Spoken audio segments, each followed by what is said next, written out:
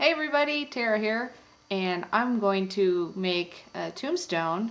This is going to complement the other video that I made, which was showing how to paint the tombstone. I'm actually going to build it.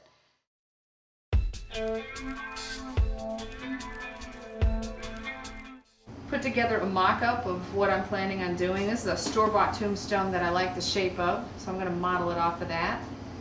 And this is a Fright Theater skull. They have lots of different skulls that you can buy. I like this half-cut one the way it is. Skulls and spiders look good together. And these are what I'm thinking is the base. I always put a base on all my tombstones, and I'm thinking I'm using it 3 thick, so that way to let me know how long the tombstone needs to be.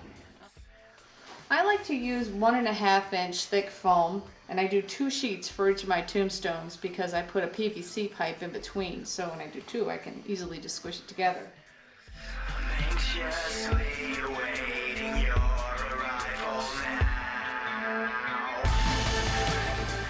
To make the base, I take my 2 pieces and squish them together and put them on top of the foam and outline the width of this, and then determine how wide I want the base. Alright? And I cut it out 3 times. Real quick, I wanted to point out that I have to mark, this is the back, because when I take this apart I start losing track of what's back or front, so it's just easier to mark it ahead of time. Also, put a line around the tombstone, because when you're designing the epitaph, the base won't be on, and so that'll let you know you can't go further than this because it's going to be in the base. Our next step is to put in a PVC channel that will allow rebar to be put into the ground, and we can slide this tombstone right over it, which is going to make it resistant to all kinds of winds. I mean, even Kansas winds. Move the PVC pipe about 3/8 of an inch down because I'm going to be putting this on a plywood base. And I marked it red so I can see it easier. You do it for both sides and both pieces. Be sure you wear a mask for this and have your Dremel at the low setting, not the high, or else you're going to melt the styrofoam.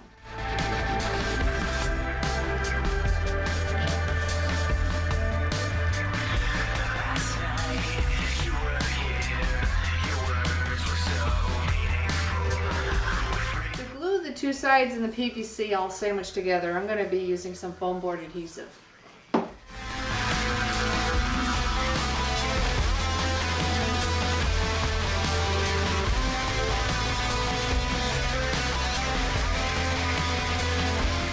Transfer the epitaph onto the foam.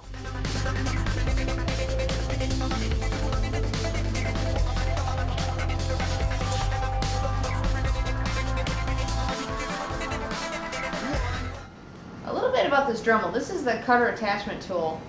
If you can see, hopefully, you'll see I've got the bit just above this. I want to make the epitaph as shallow as possible.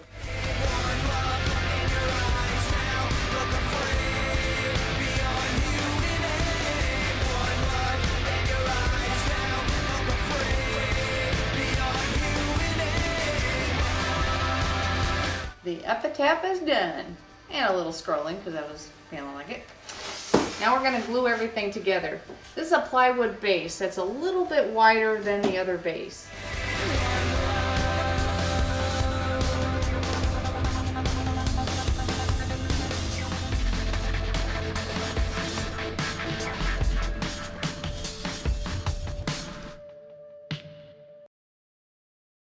Done a little bit of shaping. This is with using my Sureform shaver, the ultimate tool in shaping these things. And I've already worked a little bit on the base. I'm rounding it out. I've shaved up the sides here to make sure they're nice and even. A little edge down here just to kind of soften it. I don't like the cuts that the styrofoam gives you. So I like to smooth it out like it's worn stone. So I'm going to show you some other shaping things that I'm going to do. We'll do it in fast forward.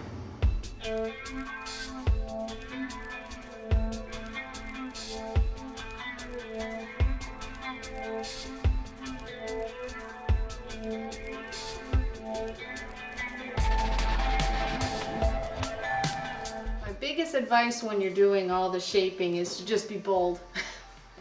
You know, nature is unpredictable and so must you. All right, now I'm going to glue on my skull. And so I'm going to use the same glue. And then finally, before I get ready for doing all my fancy painting, I'm going to be using wood filler to fill in all of the cracks.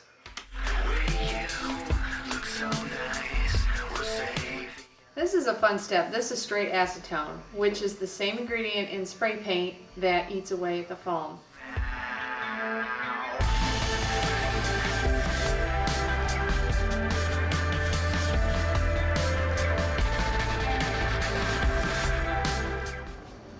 If you're not too keen on using straight acetone, I love it. I really like the look. You could also just use a cheap can of spray paint. It does it slower so you can control it more.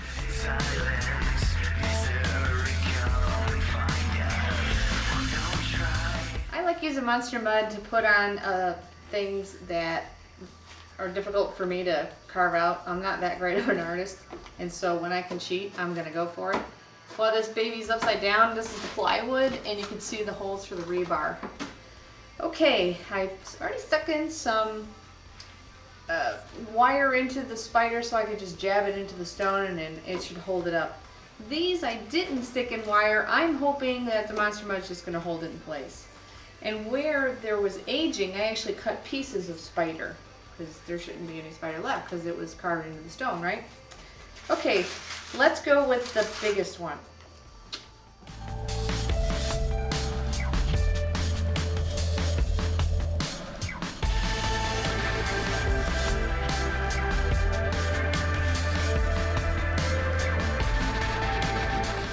Blend the spider into the stone.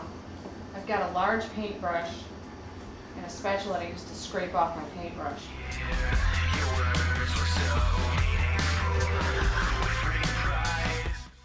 Now you can take a little water like I've just started here and just kind of wash away the edges so it smooths out a little bit more. When you put the dry lock on there, it's going to hide a lot of flaws, so don't worry too much about this step. Using dry lock, gray, I'm going to put my first coat of paint on here. And how I put it on the epitaph is I kind of lay it on there, and then it's impossible to get the brush in there all the way. I grab a little brush and I kind of push it in there. And it's also good for the real small areas because dry lock comes in too much, so you have to kind of squish it out. Dry lock is done. I did 2 coats on the whole stone, and I went ahead and did the 3 coats on the Monster Mud. It allows it to look like that it's actually part of the stone, like it was carved on, instead of just squished down by me. And then I also sealed the bottom of the tombstone with more dry lock, 2 coats, and also caulked right in here so no intrusion is going to come into the stone when it's sitting out in your yard. I hope this tutorial was helpful. Check out my other tutorial, Painting Halloween Tombstones, to see how I finish this off. Take care.